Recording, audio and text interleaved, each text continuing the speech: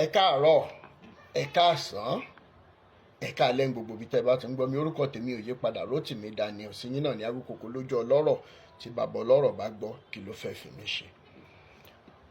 Mo fẹ́ jẹ́ ká fi etí gbọ́ àkásílẹ̀ kan kí n tó sọ n tó ṣẹlẹ̀ láàrin opó yìí pẹ̀lú arákùnrin kan tó pe rẹ̀ ní ìránṣẹ́ Ọlọ́run, tó pe rẹ̀ ní Prophet Elijah Abiodun.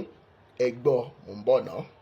Pásítọ̀ yẹn dá sí ni wọ́n dìde, wọ́n dúró, wọ́n á fún mi ní nǹkan ṣe gbogbo ẹ̀. Mò ń tajà, mò ń ta bíbí things kan tó mi tó kú lọ. Ìgbà tó kú tí pírọ́blẹ́mù ṣáà dé tí ò sí nǹkan kan mọ́, mo ṣáà wà ní nǹkan tó bá ní. So ìgbà tí ó dẹ̀ sí nǹkan kan tí àwọn ọmọ mi máa jẹ tẹ́lẹ̀ tí gbogbo ẹ̀ lè mọ́ tàbí gan. Débi pé mo ṣáà lọ bá wọn lọ́jọ́ yẹn, mo ṣáà sọ wọ́n á ní àpé àwọn rí nǹkan kan sí mi kìnìkan. Ọ̀rọ̀ tí mo ń sọ yìí, tó bá jẹ́ irọ́ ni mò ń pamọ́ wọn. Ọlọ́run tí gbogbo wa tájọ́ ń pè, Ọlọ́run tó ga jùlọ, tó dá gbogbo èèyàn, Ọlọ́run gangan, ó máa ṣèdájọ́ mi. Á dẹ̀ fìyà jẹ mí tí n bá parọ́ mọ́ wọn. But mo fẹ́ sọ fún yín kọ́kàn mi kó lè fúyẹ́, torí kinní yẹn ó ń jẹ́ ìrora ọkàn fún mi. So ìgbà míì tí n bá fèsì, màá wò pé ṣé irú nǹkan báyìí, bí nǹkan báyìí tó ṣẹlẹ̀ ló jẹ́ kí irú nǹkan bẹ́ẹ̀ rí. Wọ́n ṣáà sọ, wọ́n ṣáà bọ́ ṣe kó ọwọ́ lé mi lẹ́sẹ̀, wọ́n ṣáà ṣe pé máa wò pé kí ló dé tí bàbá yìí fi ọwọ́ lé mi lẹ́sẹ̀. Wọ́n kàn pè mí ni. Dani mo ṣe young, kìnìkan kí n wọ́n àwọn máa ṣe nǹkan tí n bá nídìí ìgbà owó kọjá sọ gbogbo ẹ̀ pé nǹkan tí n bá nídìí àwọn máa ṣe gbà, àwọn máa ṣàwọ̀ pé inú mi dẹ̀ máa dùn. Ọkọ wọn ṣáà sọ gbogbo ẹ̀ fún mi pé wọ́n ṣe pè mí ní pé kí n wá, bọ́ ṣe sọ̀rọ̀ yẹn ṣáà ń fọwọ́ pa mí lára. Ìgbà tó máa dijọ́ kejì báyìí tí gbogbo ara mi ṣáà ṣe pé kí n rí wọn. Wọ́n ṣe pè mí ní pé ṣé mo lè wá sọ́dá branches wa. Mo ní mo lè wá, mi mọ̀ gbà tí mo débẹ̀. Èmi àti wọn aṣáájú ní sex àti gbá yẹn. Tí bá ti wá nídìí nǹkan, tí bá ti pè wọ́n báyìí, wọ́n máa ní kí n wá. A máa ṣe títí tí wá tó bí 2 years. So bí nǹkan tí mo ń sọ lọ sọ. So but láti gbà yẹn báyìí nǹkan wá lè mọ́ ọ̀tá mi àti jẹ àti mú gbèsè lọ́tún gbèsè lọ́sí. Mo dẹ̀ ń gbàdúrà, mo ń sọ fún náà. But nǹkan tó ṣẹlẹ̀ síyàn téèyàn lè bẹ́ẹ̀ nìkan kan sọ, ó jẹ́ nǹkan tó jẹ́ ọgbẹ́ ọkàn fún mi. But lọ́sàn-án yìí ẹ̀mí mi wá sọ́dọ̀ yín pé kí n ṣàlàyé nǹkan yẹn fún yín.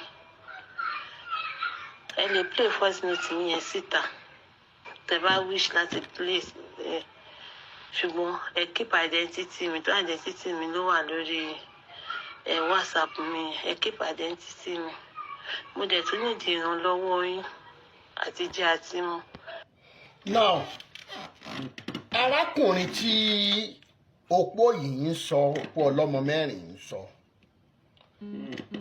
ní Prophet Elijah Abiodun tí ẹ̀ ń rí àwòrán rẹ̀ lórí fọ́nrán yìí tí mo jù síbẹ̀. Kò fipá bá a lò pọ̀. Lóòótọ́ arábìnrin sọ pé ó fọwọ́ rà ń lára, kò fọwọ́ rà ń lára òun ọmọ, ìyẹn ò kàn wá. Ṣùgbọ́n kí ni díẹ̀ tí mo ṣe gbé síta ni wípé ká lè mọ nǹkan tó ń ṣẹlẹ̀. Bí mo dẹ̀ ṣe sọ síwájú pé alleged ni, ṣùgbọ́n ká fi ọpọlọ gbé ọ̀rọ̀ náà. Mo bá arábìnrin sọ̀rọ̀ dáadáa. Àwọn nǹkan míì tó tún ń ṣẹlẹ̀ láàrin wọn pẹ̀lú àwọn fọ́nrán kankan tí mo tún ká sílẹ̀ nígbà tèmi àti Elijah Abiodun yìí sọ̀rọ̀, màá tún jù yẹn náà síta fún wa ká gbọ́, torí mo há mọ́ dáadáa, ó há mọ́ mi. Ṣùgbọ́n ju gbogbo ẹ̀ lọ, gbogbo ẹ̀yin tẹ́ pera yín ní ìránṣẹ́ Ọlọ́run káàkiri, tẹ́ wà ní òkùnkùn, tẹ́ ń tafà sínú ìmọ́lẹ̀ àwọn ọmọ aráyé. Awíkoko ò ní sinmi ogun. Awíkoko ò ní yé dá mi ìjà kaná. Ṣé gbọ́? Ẹ mọ̀ fò kẹ́ mọ̀ nìṣó. Torí wípé ara Olúwa tẹ́ ẹ ti bàjẹ́ yìí Elédùmarè nìkan ló lè kó àwọn èèyàn yọ. Gbogbo ẹ̀yin tẹ́ dẹ̀ ń wá tí ò sọnù kiri, mo lérò wípé ẹ mọ̀ fi àwọn ọ̀rọ̀ wa fi kọ́gbọ́n, kẹ́ ẹ mọ́ bàa mọ́ fara yín sínú ìgbèkùn tí ò yẹ kẹ́ ẹ fira yín sí.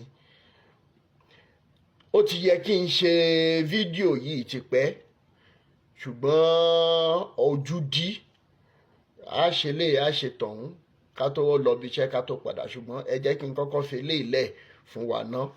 Ó dìgbà ná, ire o.